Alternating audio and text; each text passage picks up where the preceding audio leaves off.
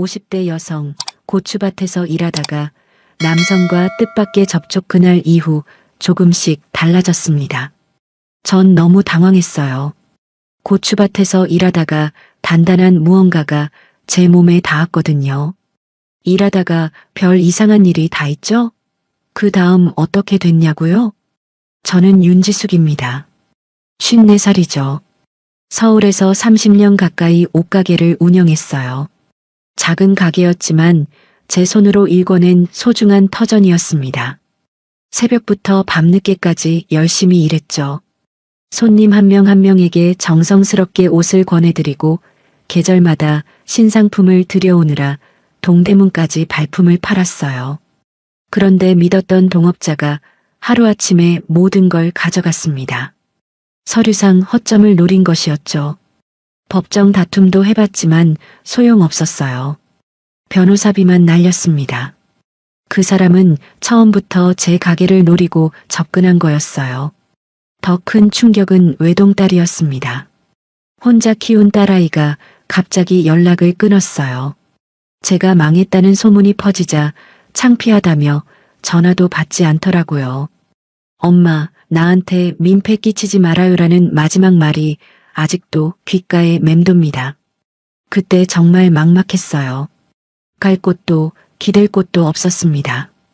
평생 남한테 손 벌려본 적 없던 제가 하루아침에 빈털터리가 되어버렸죠. 원룸 월세조차 낼 수 없게 되었어요. 결국 고향으로 내려갔습니다. 어머니가 혼자 계신 장홀이라는 작은 마을이에요. 30년 만에 돌아온 집 앞에서 한참을 서 있었어요. 들어갈 용기가 나지 않았거든요. 성공한 딸로 인정받고 싶었는데 이런 모습으로 돌아오게 되다니요. 가방 하나 달랑 들고 서 있는 제 모습이 초라해 보였습니다. 서울에서는 나름 당당하게 살았다고 생각했는데 말이에요. 문을 열고 나온 어머니를 봤을 때 눈물이 핑 돌았어요. 머리는 하얗게 새셨지만 여전히 반갑게 웃어주시는 그 얼굴이요. 엄마. 겨우 그 한마디를 꺼냈는데 목이 메었습니다. 어머니는 말씀이 없으셨어요. 그냥 조용히 제 손을 잡아주시더라고요. 거칠어진 제 손을 만지시며 많이 힘들었구나 하고 한마디 하셨죠. 그 순간 참았던 눈물이 쏟아져 내렸어요. 괜찮다. 다시 시작하면 된다. 어머니의 그 말이 얼마나 고마웠는지 몰라요. 평생 강하게만 살아온 제가 어머니 품에서 어린아이처럼 울어버렸습니다. 그날 밤 오랜만에 어머니가 끓여주신 미역국을 먹었어요. 서울에서 혼자 먹던 인스턴트와는 차원이 다른 맛이었죠. 아직 입맛은 그대로구나. 어머니가 웃으시며 밥을 더 퍼주셨습니다. 밥상에 앉아있으니 어린 시절 기억이 떠올랐어요. 학교에서 돌아오면 항상 따뜻한 밥상이 기다리고 있던 그때 말이에요. 그때는 당연한 줄 알았는데 이제야 그 소중함을 깨닫게 되었습니다. 그렇게 고향에서의 첫날 밤이 지나갔어요. 창문 너머로 들려오는 벌레 소리, 깜깜한 밤하늘의 별들이 서울과는 완전히 달랐습니다. 무서우면서도 묘하게 마음이 편해지더라고요.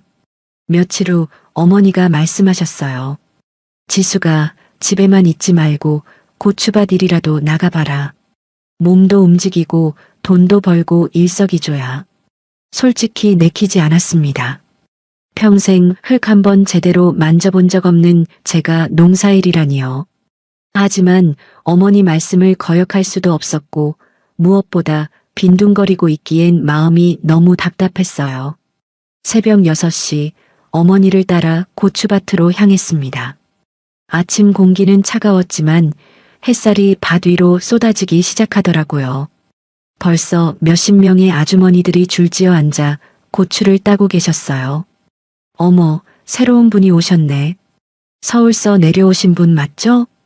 시선들이 일제히 저를 향했습니다. 어색한 미소를 지으며 인사했지만 속으로는 위축되었어요. 모든 사람들이 저를 평가하고 있다는 느낌이었거든요.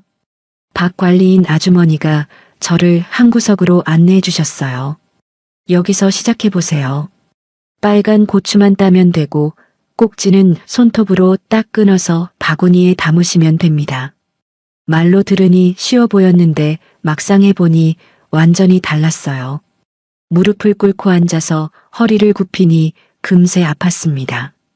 손톱으로 고추 꼭지를 끊는 것도 생각보다 어려웠어요. 1시간도 안 되어서 허리가 끊어질 것 같았습니다. 다리는 저려오고 손바닥에는 물집이 잡히기 시작했어요. 흙냄새가 코를 찌르더니 속이 메스꺼워졌습니다. 우, 참으려 했지만 결국 헛구역질이 나왔어요. 그 순간 주변 아주머니들의 수군거리는 소리가 들렸습니다. 역시 곱게 자란 손이라 그래. 사흘도 못 버틸 것 같은데. 서울서 살다가 이런 일 어떻게 하겠어. 얼굴이 화끈거렸어요. 창피하고 억울했지만 뭐라 대꾸할 말도 없었습니다. 정말 그들 말이 맞는 것 같았거든요. 결국 바구니를 놓고 주저앉았어요. 다른 아주머니들은 척척 일을 해나가는데 저만 뒤처져 있으니 한없이 초라했습니다. 그때였어요. 누군가가 제 앞에 조용히 다가왔습니다. 고개를 들어보니 까무잡잡한 얼굴의 남자가 서 있었어요. 물 한 병을 말없이 제 앞에 내밀더라고요. 드세요. 목소리가 낮고 묵직했습니다. 얼굴을 자세히 보니 50대 초반쯤 되어 보였어요. 눈빛이 참 특이했습니다. 깊고 조용한데 어딘가 쓸쓸해 보이기도 했어요. 물을 받아들고 감사합니다라고 말하려 했는데 목소리가 나오지 않았어요. 너무 당황스러웠거든요. 그 남자는 제가 뭐라 말하기를 기다리지도 않았습니다. 고개만 살짝 끄덕이고는 조용히 자리를 떠났어요. 물을 마시며 그 남자의 뒷모습을 바라봤습니다. 넓은 어깨, 듬직한 걸음걸이가 인상적이었어요. 뭔가 믿음직스러워 보였습니다. 저분이 박영도 씨야. 옆에 앉은 아주머니가 귀띔해 주셨어요. 말수는 적지만 참 좋은 사람이지. 혼자 사시는데 누가 힘들면 조용히 도와주시거든. 그제야 안도감이 들었어요. 적어도 저를 비웃는 사람은 아니구나 싶어서요. 박영도라는 이름을 속으로 되뇌며 다시 고추 따기를 시작했습니다. 며칠이 지나니 고추 따는 일이 조금씩 익숙해졌어요. 아직도 허리는 아팠지만 처음보다는 나아졌습니다. 다른 아주머니들도 더 이상 저를 이상하게 보지 않으셨고요. 그날은 유독 더웠어요. 오전 내내 쪼그리고 앉아서 고추를 따다 보니 다리가 저려왔습니다. 허리를 한번 펴고 싶어서 천천히 일어났는데 그만 중심을 잃고 말았어요. 아! 뒤로 휘청하며 넘어지는데 뒤에 누군가 있다는 걸 느꼈습니다. 그대로 뒤쪽으로 쓰러지면서 누군가의 몸에 부딪혔어요. 순간적으로 단단한 무언가가 엉덩이 쪽으로 느껴졌습니다. 돌아보니 박영도였어요. 저를 붙잡으려고 손을 뻗었던 그가 당황한 표정으로 서 있더라고요. 둘 다 완전히 얼어붙었습니다. 죄송해요. 겨우 그 말을 꺼냈는데 목소리가 떨렸어요. 얼굴이 화끈거렸습니다. 이런 민망한 상황이 있나 싶었어요. 평생 이렇게 남자와 부딪혀 본 적이 없었거든요. 박영도도 어색해하는 게 보였어요. 평소보다 더 말이 없었고 시선을 다른 곳으로 돌리고 있었습니다. 괜찮습니다. 그가 낮은 목소리로 말했지만 어색함은 감춰지지 않았어요. 저도 마찬가지였고요. 그 뒤로 이상했어요. 박영도가 어디에 있는지 자꾸 의식하게 되더라고요. 전에는 그냥 물 주신 고마운 분 정도였는데 이제는 그가 움직이면 저절로 고개가 돌아갔습니다. 박영도도 비슷한 것 같았어요. 가끔 제가 보고 있으면 시선을 피하곤 했거든요. 둘 다 의식하고 있다는 게 느껴졌습니다. 그날 오후였어요. 고추를 딴 걸 큰 자루에 담아서 창고까지 옮겨야 했는데 그 자루가 생각보다 무거웠습니다. 혼자서는 도저히 들 수 없을 정도였어요. 힘을 주어 들어 올리려 했지만 소용없었습니다. 다른 아주머니들은 이미 자기 일을 끝내고 가신 뒤였어요. 혼자 남아서 끙끙대고 있는데 뒤에서 목소리가 들렸습니다. 제가 할게요. 돌아보니 박영도가 서 있었어요. 언제 다가왔는지도 몰랐습니다. 그는 말없이 자루 한쪽을 들었어요. 아, 고맙습니다. 무거워서 혼자서는. 천천히 가시죠. 단 몇 마디였지만 그 말에서 배려가 느껴졌어요. 재촉하지도 않고 제 속도에 맞춰주더라고요. 둘이서 자루를 들고 창고까지 걸어가는데 묘한 기분이었습니다. 나란히 걷고 있는데 왠지 가슴이 두근거렸어요. 이런 감정이 언제 이후인지 기억도 안 났습니다. 창고에 자루를 내려놓고 나서 박영도가 말했어요. 다음에는 무리하지 마세요. 부르시면 도와드릴게요. 그렇게 말하고는 조용히 가버렸습니다. 저는 그 자리에 서서 한참 그의 뒷모습을 바라봤어요. 제가 할게요. 그 한마디가 자꾸 머릿속에서 맴돌았습니다. 오랫동안 누군가에게 도움받는다는 게 뭔지 잊고 살았는데 이렇게 자연스럽게 손을 내밀어주는 사람이 있다는 게 신기했어요. 그날 밤 집에 돌아와서도 계속 생각났습니다. 박영도의 낮은 목소리, 든든한 어깨, 그리고 그 따뜻한 배려가요. 마음 한구석이 간지럽게 느껴졌어요. 그날은 정말 더웠어요. 7월 중순이었는데 한낮 기온이 35도를 넘나들었습니다. 고추밭에 그늘이라곤 찾아볼 수 없었죠. 아주머니들도 하나둘 그늘을 찾아 잠시 쉬어갔어요. 저도 너무 더워서 목이 바짝 말랐습니다. 물을 마시러 일어났는데 갑자기 쉬익하는 소리가 들렸어요. 돌아보니 관수용 호스가 터져서 물이 사방으로 분사되고 있었습니다. 어머, 호스가 터졌네. 누군가 소리쳤지만 이미 늦었어요. 저는 그 호스에서 가장 가까운 곳에 있었거든요. 차가운 물줄기가 제 몸을 향해 직격으로 쏟아졌습니다. 아! 순식간에 온몸이 흠뻑 젖었어요. 하얀 블라우스는 물에 젖어 속옷이 다 비칠 정도였습니다. 머리카락에서도 물이 뚝뚝 떨어졌고요. 어떻게 해야 할지 몰라서 그 자리에 얼어붙어 서 있었어요. 다른 사람들 시선이 부담스러웠거든요. 집까지는 한참 걸어가야 하는데 이 모습으로 어떻게 가나 싶었습니다. 그때 누군가 제 옆으로 다가오더니 말없이 무언가를 제 어깨에 덮어주었어요.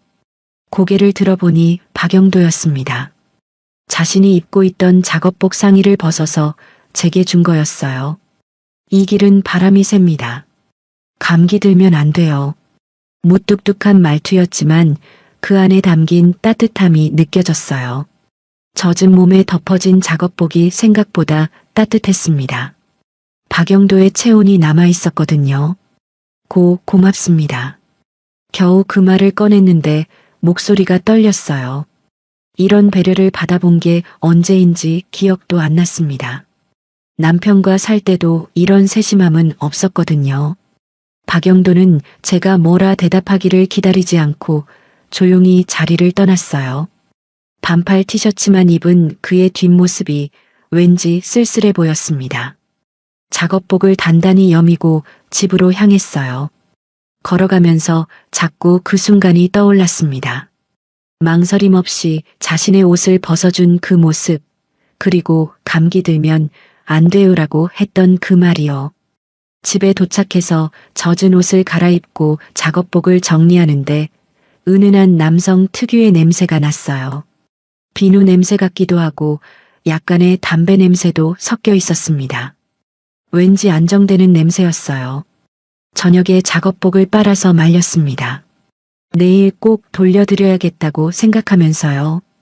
다음 날 오후 빨아놓은 작업복을 들고 박영도를 찾았어요.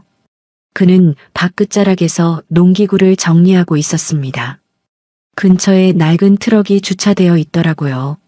작업복 빨아왔어요. 정말 고마웠습니다. 아, 네. 수고하셨습니다. 그가 작업복을 받으며 차 쪽으로 걸어갔어요. 저도 따라 걸으면서 인사를 하려고 했는데 차 안이 우연히 보였습니다. 대시보드 위에 액자가 놓여 있었어요. 사진 속에는 해맑게 웃고 있는 어린 여자아이와 예쁜 여자가 있었습니다. 가족 사진이었어요. 그 순간 머리가 하얗게 되었습니다. 마치 얼굴에 찬물을 뒤집어 쓴 것 같았어요. 가슴이 갑자기 철렁 내려앉더라고요. 유부남이었구나. 자신도 모르게 한 걸음 뒤로 물러섰어요. 지금까지 느꼈던 설렘이 한순간에 사라졌습니다. 괜히 헛된 기대를 했구나 싶어서 부끄러웠어요. 그럼 먼저 가보겠습니다. 서둘러 인사하고 돌아섰는데 발걸음이 무거웠어요. 뭔가 잘못 생각하고 있었구나 하는 자괴감이 들었습니다. 가족 사진을 본 이후로 박영도를 피하고 있었어요. 괜히 민망해서 말이에요. 그분은 가정이 있는 사람인데 제가 혼자 이상한 감정을 가졌다는 게 부끄러웠습니다. 며칠 후 장을 보러 나가는 날이었어요. 아침부터 먹구름이 몰려오더니 오후에는 폭우가 쏟아지기 시작했습니다. 우산을 챙겨 나왔지만 비가 너무 세게 내려서 앞이 잘 보이지 않을 정도였어요. 차를 몰고 가다가 익숙한 집 앞을 지나게 되었습니다. 박영도의 집이었어요. 그런데 뭔가 이상했습니다. 지붕에서 누군가 움직이고 있는 게 보였거든요. 차를 잠시 세우고 자세히 보니 박영도였어요. 폭우가 쏟아지는 와중에 지붕 위에서 망치질을 하고 있었습니다. 우비도 입지 않고 말이에요. 왜 이런 날씨에? 비에 흠뻑 젖은 그의 모습이 안쓰러웠어요. 집에서 비가 새나 보다 싶었습니다. 급한 일이니까 이런 날씨에도 고치고 있는 거겠죠. 한참 망치질을 하던 박영도가 갑자기 동작을 멈췄어요. 그리고는 지붕 끝에 놓인 물받이 통에 털썩 앉아버렸습니다. 고개를 푹 숙이고 한참 그 자리에 앉아 있더라고요. 차 안에서 그 모습을 바라보는데 가슴이 먹먹해졌어요. 폭우에 젖은 그의 뒷모습이 너무나 쓸쓸해 보였거든요. 어깨가 떨리는 것 같기도 했어요. 내려서 우산이라도 씌워드릴까 싶었지만 망설여졌습니다. 가족 사진을 본 이후로 괜히 거리감이 생겼거든요. 결국 아무 말도 하지 못하고 차를 돌렸어요. 집에 돌아와서도 그 장면이 머릿속에서 떠나지 않았습니다. 왜 그렇게 슬퍼 보였을까요? 단순히 지붕 수리 때문만은 아닌 것 같았어요. 그날 밤 잠을 잘 수 없었어요. 꿈에서도 계속 그 장면이 나왔습니다.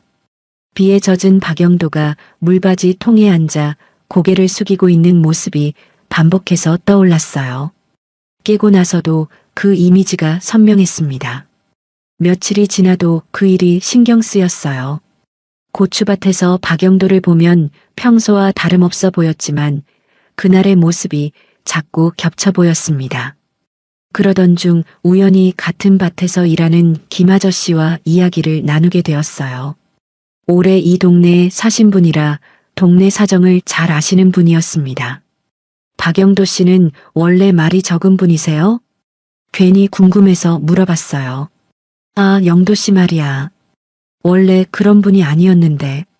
김 아저씨가 한숨을 쉬며 말씀하셨어요. 몇 년 전까지만 해도 참 밝은 분이었지. 아내분도 예쁘고 딸아이도 참 귀엽고 가족 자랑을 얼마나 많이 했는지 몰라. 그런데 왜? 교통사고였어. 그것도 비 오는 날이었지. 아내하고 딸이 시내에 나갔다가 돌아오는 길에 김 아저씨의 목소리가 낮아졌어요. 폭우가 쏟아지던 날이었어. 시야가 안 좋아서 그만. 두 사람 다 그 자리에서 가슴이 철렁했어요. 그래서 그날 비 오는 날에 그렇게 슬퍼 보였구나 싶었습니다. 그 이후로 완전히 다른 사람이 됐지. 말수도 줄고 사람들하고도 거리를 두고. 그래도 착한 마음은 그대로야. 남이 힘들면 조용히 도와주고 그러거든. 혼자 사시는 게 힘드시죠? 제가 먼저 말을 꺼냈어요. 글쎄요. 이제는 익숙해졌어요. 저도 그래요. 혼자 사는 게 익숙해지니까 더 외로워지더라고요. 박영도가 숟가락을 잠시 멈추고 저를 바라봤어요. 그의 눈에서 뭔가 공감하는 빛이 보였습니다. 한참 조용히 죽을 먹던 박영도가 갑자기 말했어요. 나는 아직도 누굴 다시 좋아해도 되는 사람인지 모르겠습니다. 예상치 못한 고백이었어요. 가슴이 쿵 하고 내려앉았습니다. 가족들한테 미안해서요. 혼자 남겨두고 간 그 사람들한테. 목소리가 떨리고 있었어요. 그동안 혼자 품고 있던 마음을 처음으로 털어놓는 것 같았습니다. 저도 마음이 복받쳐 올라왔어요. 저도요. 평생 잘 살아보려 애썼는데 결국 혼자더라고요. 딸한테도 버림받고 믿었던 사람한테도 배신당하고 나는 뭘 잘못한 걸까요? 눈물이 핑 돌았어요. 그동안 혼자 참았던 서러움이 한꺼번에 올라왔습니다. 박영도도 눈이 빨갛게 되어 있었어요. 둘 다 한참 말없이 앉아 있었습니다. 그래도 박영도가 조용히 말했어요. 지금은 좀 덜 외로워요. 이렇게 누군가랑 이야기할 수 있어서요. 저도 고개를 끄덕였어요. 저도 마찬가지예요. 작은 농막 안의 공기가 전보다 따뜻해진 것 같았어요. 서로의 상처를 나누니 왠지 마음이 한결 가벼워졌습니다. 죽 다 드셨어요? 네, 정말 맛있었어요. 오랜만에 따뜻한 밥을 먹은 것 같아요. 그릇을 정리하면서 박영도가 말했어요. 고맙습니다. 정말로요. 천만에요. 감기 빨리 나으세요. 농막을 나서면서 뒤돌아보니 박영도가 문간에 서서 손을 흔들고 있었어요. 그 모습이 더 이상 외롭게 보이지 않았습니다. 농막에서의 그 대화 이후로 박영도와 저 사이에는 묘한 변화가 생겼어요. 예전처럼 어색하지 않았습니다.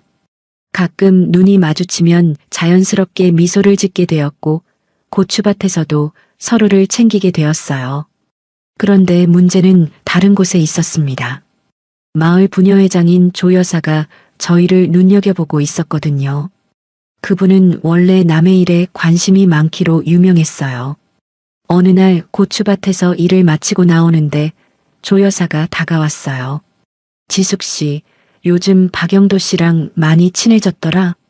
그냥 같은 밭에서 일하다 보니까요. 근데 혼자 사는 남자한테 너무 가까이 가면 사람들이 뭐라 할까봐 걱정이야. 그 말에서 뭔가 불편한 뉘앙스가 느껴졌어요. 하지만 대놓고 뭐라 할 수는 없었습니다. 며칠 후부터 마을에서 이상한 소문이 돌기 시작했어요. 장을 보러 가면 사람들이 제 뒤에서 수군거렸습니다. 서울서 망해서 내려온 여자가 이제 남자한테 기대려는 모양이야. 박영도 씨도 참 죽은 마누라가 있는데 뭐 하나라도 건질라고 그런 거 아니야? 귀에 들리는 소문들이 점점 악의적이 되어갔어요. 처음엔 그냥 넘어가려 했지만 너무 심해졌습니다. 특히 조 여사는 대놓고 저를 견제했어요.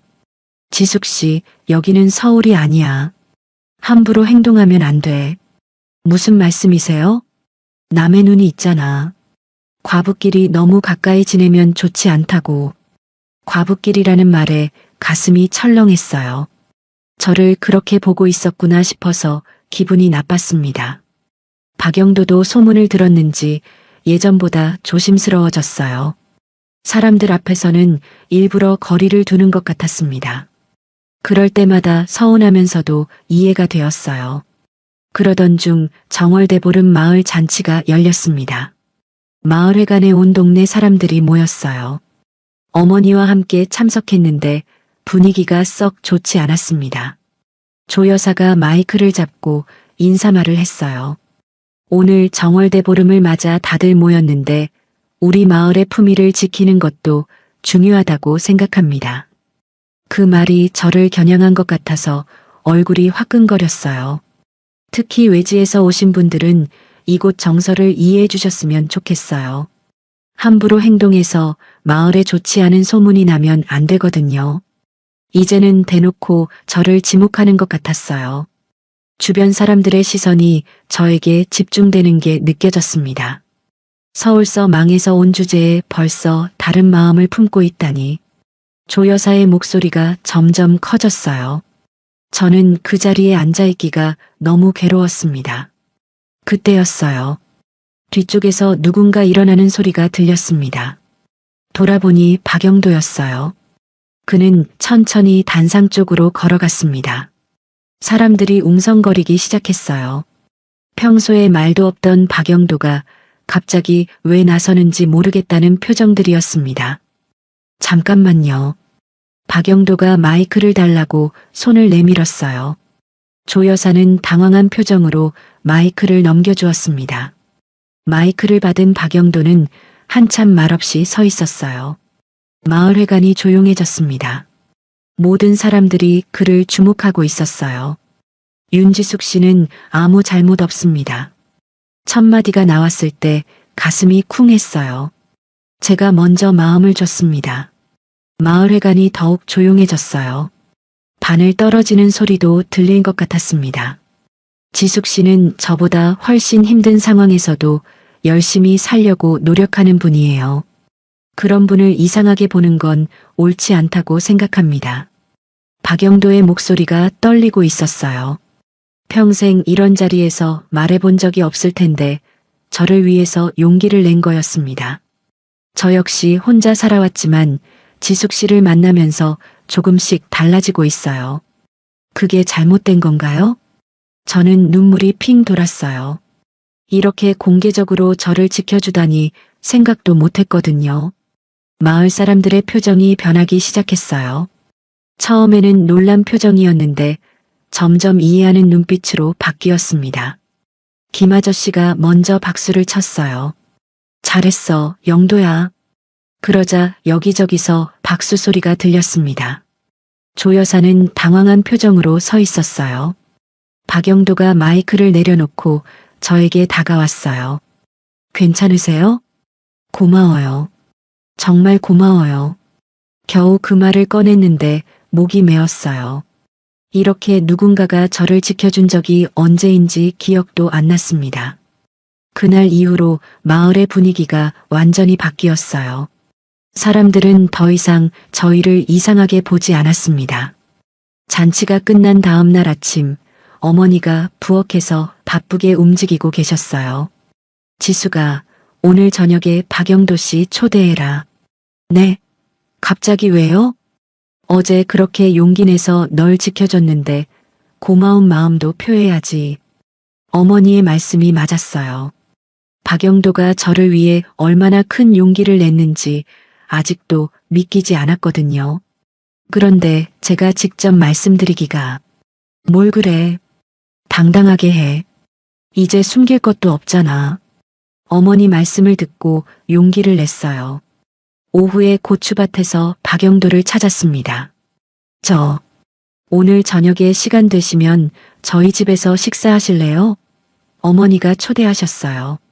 박영도는 잠시 망설이더니 고개를 끄덕였어요. 감사합니다. 그렇게 하죠. 저녁 무렵 어머니는 정성스럽게 밥상을 차리셨어요. 된장국에 고추장아찌, 가지무침, 그리고 갓 지은 쌀밥까지. 소박하지만 정갈한 한상이었습니다. 박영도가 정시에 찾아왔어요. 깔끔하게 면도를 하고 평소보다 단정한 옷을 입고 온 모습이 어색하면서도 새로웠습니다. 어머니, 안녕하세요. 어서 와요. 앉아서 편하게 드세요. 어머니가 따뜻하게 맞아주시니 박영도도 긴장이 풀리는 것 같았어요. 밥상에 앉아서 함께 식사를 하는데 묘한 기분이었습니다. 가족도 아닌데 이렇게 한 상에 앉아 밥을 먹는다는 게 참 오랜만이었거든요. 맛있어요. 정말 오랜만에 이런 집밥을 먹어봅니다. 박영도가 진심으로 말하는 게 느껴졌어요. 혼자 살면서 이런